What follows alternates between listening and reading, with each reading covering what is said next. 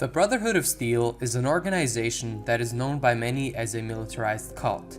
A cult that established themselves throughout West, Midwest, and some parts of the East Coast of post-war America. Their presence mainly represents a sense of security, or for some, a memory of order and civilization.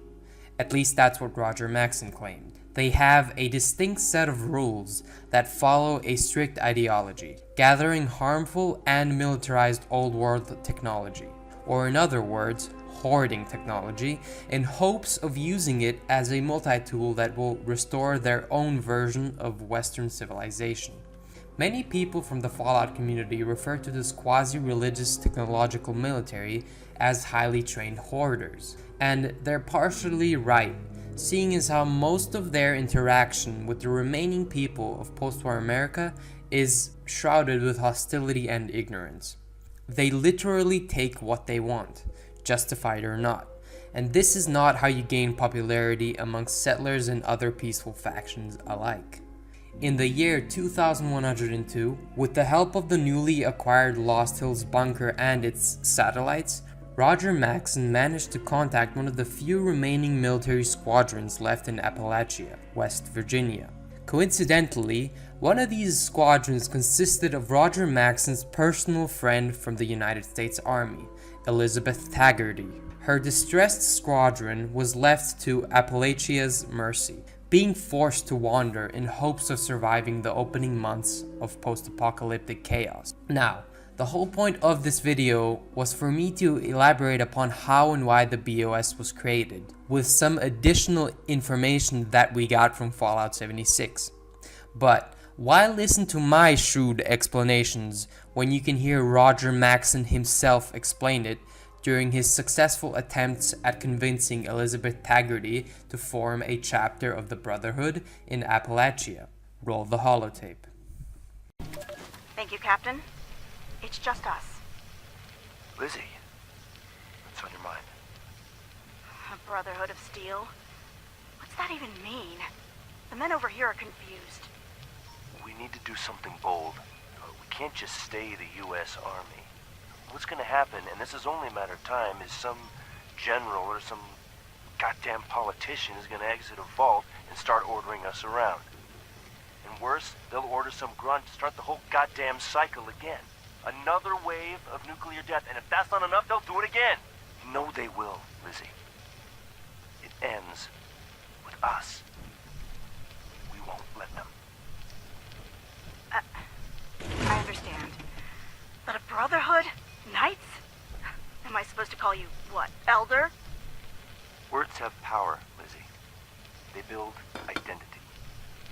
They take on a meaning if you keep using them, even if it didn't exist before. It was the knights and the scribes, after the fall of Rome, that protected what was left of Western civilization. So we are the new knights, and our role is similar. But we'll need more than names. We'll need new traditions, our own mythology. Something people can believe in to their core. Is this necessary? What else can I do? Declare myself president? Make you a senator? Look around, Lizzie. Something's killing us. More than the rads and the freaks out there. Depression. People who've lost everyone. Every goddamn soul. Wives. Kids. Loved ones. Even the goddamn mailman. We need to replace it with something. Otherwise people's souls will wither. We'll be little more than walking dead men. I'll do my best to see the orders carried out, sir. Give it time, Lizzie. People have a hunger to believe in something. Just let them work their way to it.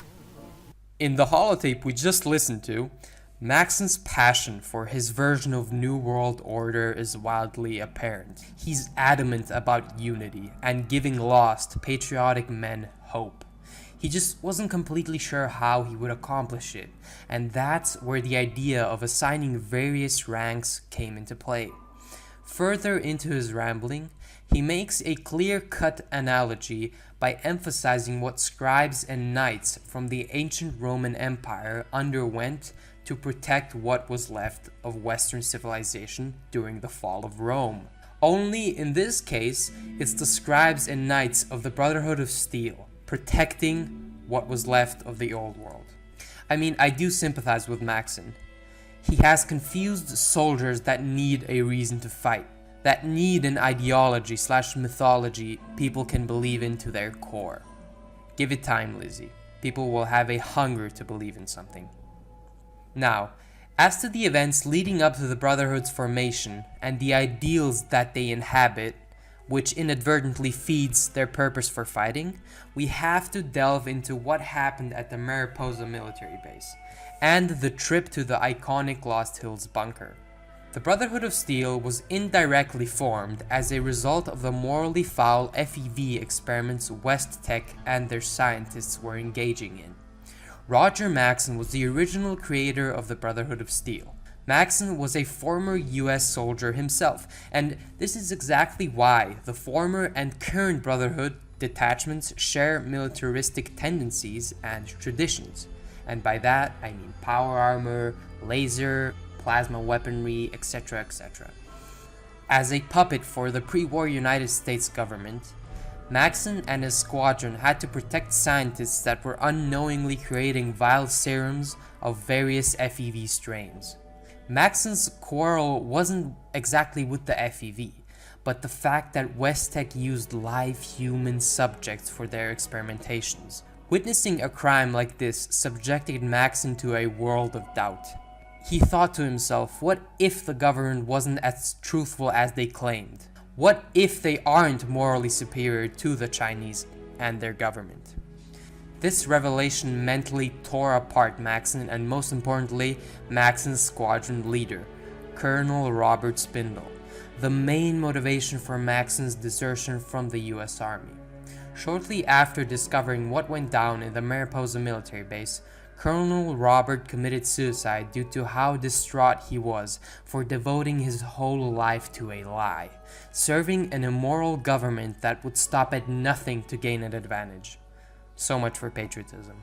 After Maxson interrogated the scientists, he quickly kills them for their involvement in this atrocious war crime, and announces his team's desertion from the United States military. 3 days after his detachment from the military, the bombs finally ravaged American soil. What soon ensued would be known as the Exodus, a time period of constant struggle for sheer survival.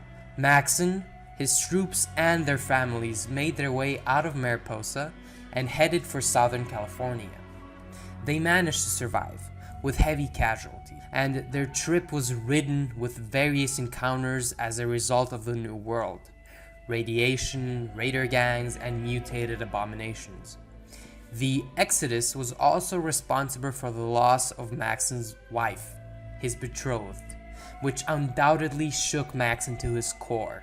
Southern California was home to a specific government-built bunker, the Lost Hills Bunker, and this bunker was originally constructed for higher-ranking politicians of California, but they unfortunately never made it to the bunker.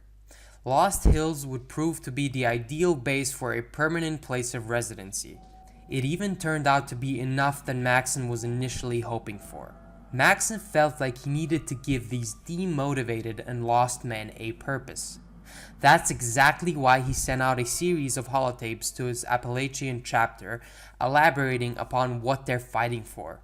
He says, Appalachia Online, Captain. I know most of you love America. Good old red, white, and blue.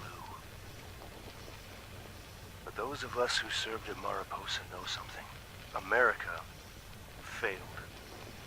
Not because of its citizens, who lived clean lives filled with hardship in a never-ending war. Certainly not because of its fighting men and women. God bless them. No. Its leaders failed us. Senators, generals, presidents, all those bastards. Their failure almost destroyed all mankind.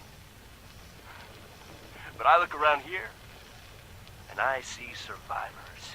People too stubborn, people too damn ornery to die. We've fought, and we've endured, and we finally have a small patch of safety. But having a home isn't enough. Something more. What we need is purpose. We cannot look to the America of old for that purpose. We have to build our own. So tonight, as we break bread together, let us forge together something new, something strong, something we can be proud of, something we can build upon. We'll preserve what's best of what's come before us and use it. And one day, we will reclaim what was lost. Let us forge a brotherhood of steel. You can hear the agony in his voice. The same agony that him, his men, and innocent American citizens had to endure due to the greediness of an unethical government.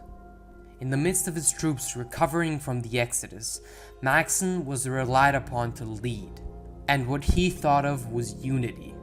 He thought that the best course of action would be to unify his remaining forces under one solid banner, under one solid ideology, an ideology that would restore hope and purpose, something that would regulate peace amongst his men that were betrayed and stripped of their dignity. And this idea of unity soon became the Brotherhood of Steel. Many detachments were sent into various parts of America, and some even decided to cast themselves out of the official Brotherhood. But all outcast groups and detachments still share the original BOS ideal, preserving or gathering technology. But why is that so? This was thoroughly explained by Maxson himself in another holotape in an effort to subdue any doubts regarding their motives. It was also a form of motivation for the Appalachian chapter of the Brotherhood to do exactly that, preserve. Congratulations, Appalachia. Paladin Taggarty told me of your victory at Huntersville. I know it was costly, but future generations will thank you, as I am thanking you now. It makes me proud, but that's not why I'm calling. One of the Brotherhood's standing orders is being on the lookout for valuable technology, anything that would help us in our efforts. But as I look in every direction, I see chaos. The lights are out, and men have become little better than barbarians. Civilization. Civilization is something I think of every day. I know Lizzie is probably sick of the word by now. To rebuild that, to reclaim that, our successors are gonna need the secrets of the past. And those secrets are in danger of slipping through our fingers forever. So far, our scribes have been tools to help protect our knights and maintain our bases. That needs to change. The Brotherhood is gonna be more than an armed fighting force. We are going to be the guardians of civilization. So we have to grab every schematic, every holotape, every book, every goddamn note that holds the building blocks of the old world before it is too late. Our scribes will hold on to them, preserve them, perhaps even progress beyond them. And the knights will protect them like a hard shell around a precious seed. One day when the time is right, that seed will grow, and a new civilization will be born. This is why we were born. Don't you see it? Helping your fellow man is a good goal, a soldier's goal. But this, we will be the catalyst that changes the world. I'm sure you have questions. Paladin Taggarty is fully briefed. I have every faith in you, Appalachia. Elder Maxson, out. Secrets of the Past, exactly that. He explains how the tides have changed, that knights should eternally protect scribes in their mission of enhancing already gathered technology. Maxson's goal with this speech was to instill a sense of pride into his soldiers. He's subsequently convincing them that there's a great amount of nobility in what they are doing. His claims of collecting every single schematic, holotape, book, and note are supposed to represent building blocks of the old world, which they can use as a theoretical seed, a seed that must be hypothetically cultivated, cared for, so it can sprout into their interpretation of conventional society and civilization. I hope you enjoyed watching the video. If you're new to my channel, be sure to check out my previous videos, which are mainly about Fallout/Elder Scrolls lore. I also have a How Safe Is series, where I meticulously evaluate how safe a faction base is. With that being said, I'm Xith, and have a good one.